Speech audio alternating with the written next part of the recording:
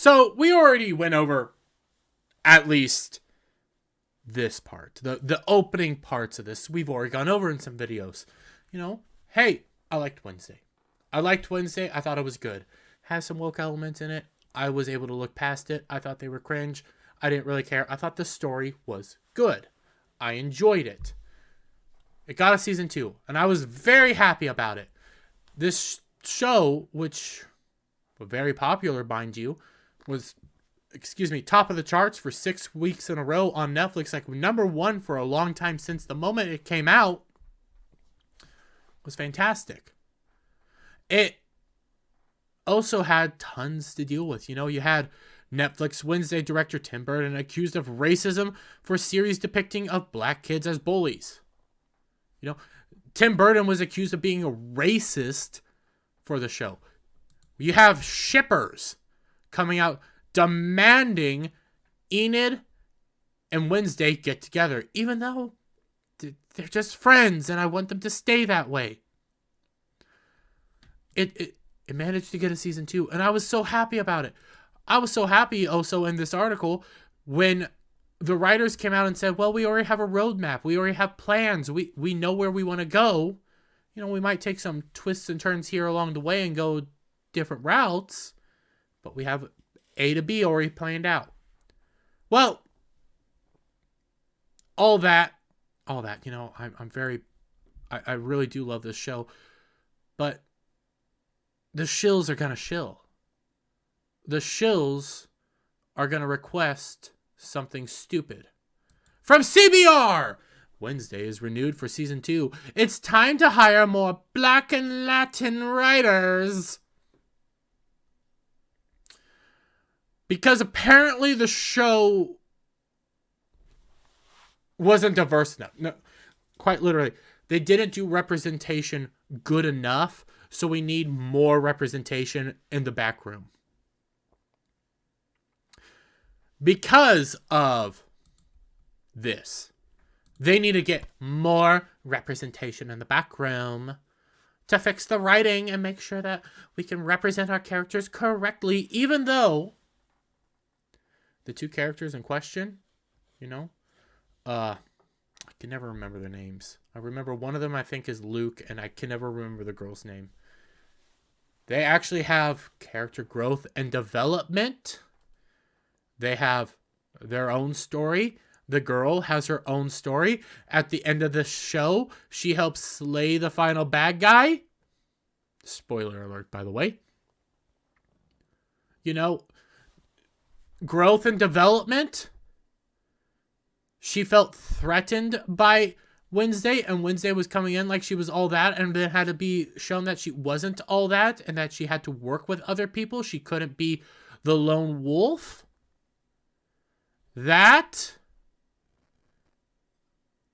Oh, but, we depicted our 2 black characters as having character growth, so now that wasn't good representation. They have to be perfect at all times. So let's get into it, shall we? After a brief period here on Wednesday, where Wednesday fans were concerned it wouldn't get picked up for a season 2, there was all sorts of chaos around that. Netflix announced that the beloved Addams Family adjacent series would make a comeback after being the most watched show on Netflix for 6 weeks straight. Man, that might tell you that it did everything pretty darn well if everybody loved it. It would have been a serious misstep not to renew Wednesday. The show's massive impact and overall success with both critics and fans does well to highlight the show's star, Jenna Ortega. The actor made waves in 2022 for being the first Latin to portray Wednesday Addams, even though her father Gomez has been Latin since the 1960s. So what? Seriously, so what? And I'm taking this brief moment. I don't care that Jenna Ortega is Latin. I like Jenna Ortega's performance. I liked some of the things she brought to it. Hell, I liked her talking about, I just had the name for it, I can never say it right, but the Day of the Dead, how she thought that was fun, how she liked it, how it impacted her family. I think that's fine, even though technically they're from Spain and they're Spaniards. But,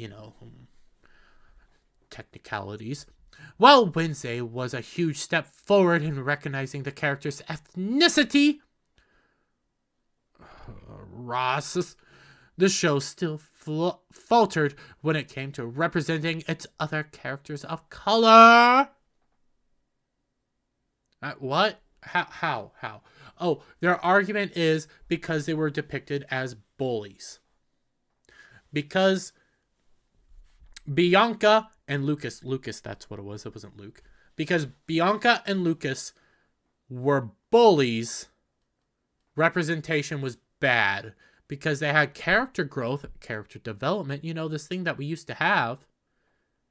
It's bad. I'm going to take you for a moment to Cobra Kai. Cobra Kai. I love Cobra Kai. Miguel kind of becomes a bully. Kind of becomes a prick. Kind of becomes a jerk. He's Latin. Is that problematic? Everybody loves that. In season 4, we set up a young black man whose name I don't remember off the top of my head, who becomes a bully. His brother's in prison for getting involved in gang stuff. The little black boy was getting bullied. He then becomes the bully after becoming a member of Cobra Kai, and then has some character growth and development in season 5. And I'm curious where he's going to be going in season 6, whenever that happens. If it happens, please let it happen. Is that problematic? No! It's character growth and character development and struggles these characters face. It is not a problem to show a bad person of a different ethnicity. It isn't. Because when you look past the skin color, there's a person behind there. I'm curious, what is their growth? What is their character development? And how do they move forward? Bianca actually has some interesting stories that I'm curious about. I'm curious about her past. I'm curious about the cult that her mother is a part of. Lucas, I'm curious where she and Lucas's relationship are going to be going, because they're getting together. You get the... Oh, crap, I just did that. Scimitar, don't watch this. Anyways, I'm curious where this is going, and that's character development. And Bianca, I kind of liked. She wasn't my favorite character. I liked Enid the most, but that's because she was adorable.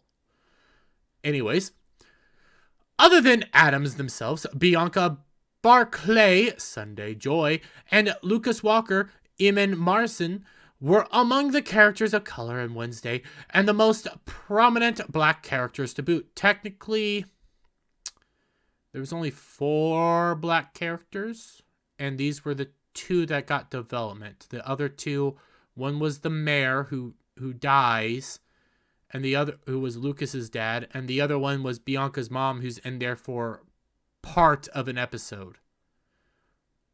So yeah, these are your 2 main characters, because this is the first season. Knowing Burton's other projects have a history of not representing characters of color, because he doesn't want to just force characters of color in. He wants it to be natural and understanding. That's why kind of the Jenna Ortega casting wasn't a bad idea. She is from a Spanish descent. Wednesday feels like a triumph for his efforts to representing non-white characters. It's also a disservice given to the poor stereotypes assigned to the show's a few black characters. What? That Lucas is kind of a rich kid, son of the mayor, who was also a sheriff at one point. Kind of a big dog.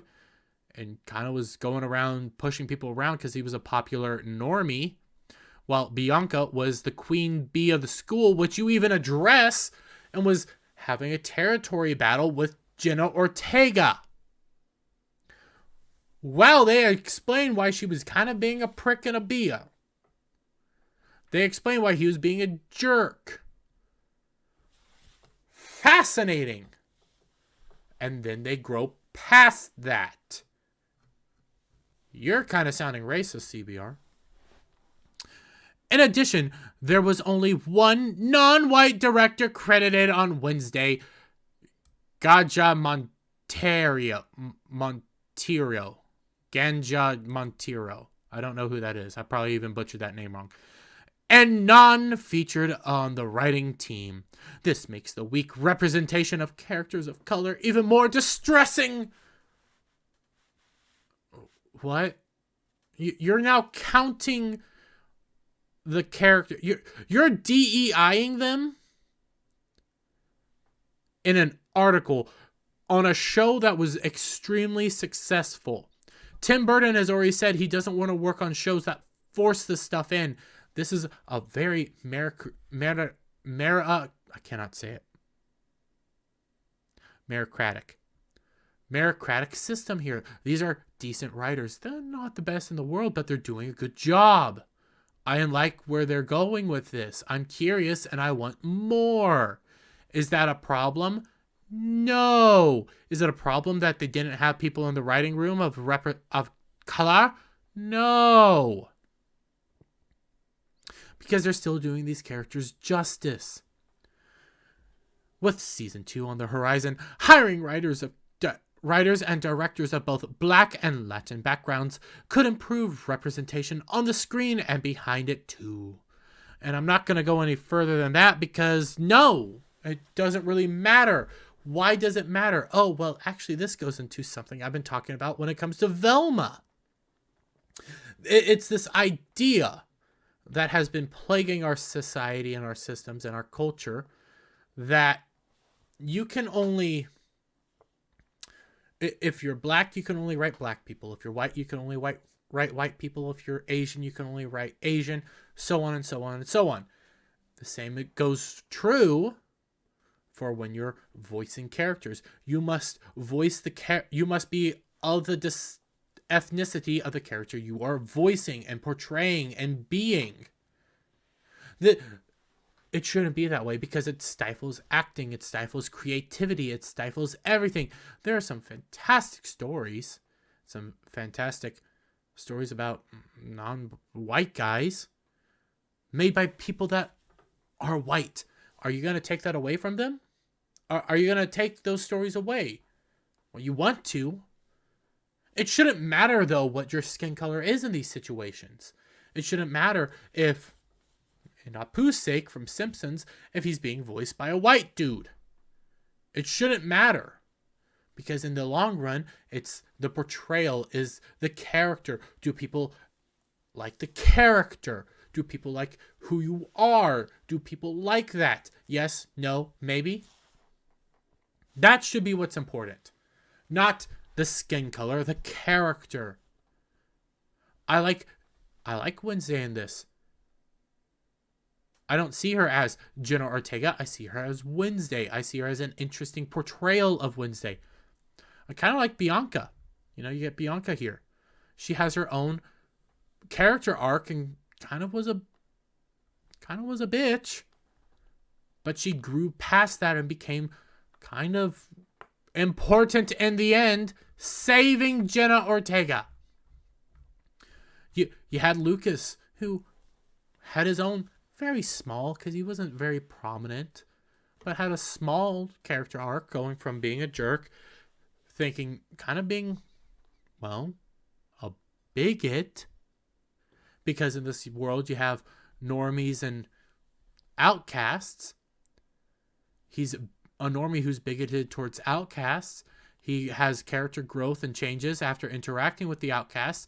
And heck, he's set up to have a relationship with Bianca, who's an outcast. So the show's fine. We don't need anybody else behind the scenes. But let me get you guys' thoughts down in the comments below. If you like the video, give it a thumbs up. Share it out with your friends. Sharing is the most important thing.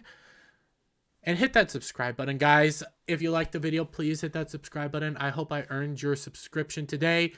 Hit that notification bell for every time I put out a new video and go live. And I will see you guys on the next one.